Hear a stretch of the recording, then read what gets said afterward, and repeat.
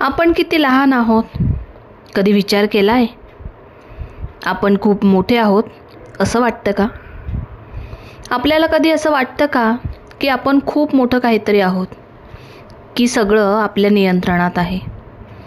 अर्जुनाला आता देव सर्वत्र आहे हे समजलं होतं, पण तो अजूनही पूर्णपणे समजू शकला नव्हता.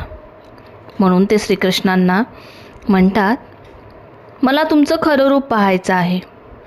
तेव्हा श्रीकृष्ण अर्जुनाला त्यांचं विश्वरूप दाखवतात. एक असं रूप ज्यात संपूर्ण सृष्टी सामावलेली आहे, अनंत रूप, अनंत शक्ती.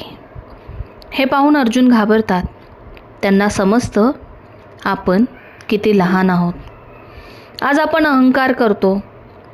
आपल्याला वाटतं आपणच सगळं करतो, पण खरं पाहिलं तर आपण या विशाल सृष्टीचा एक छोटासा भाग आहोत. अहंकार आपल्याला अंध बनवतो, पण जेव्हा आपण मोठा दृष्टिकोन पाहतो तेव्हा नम्रता येते.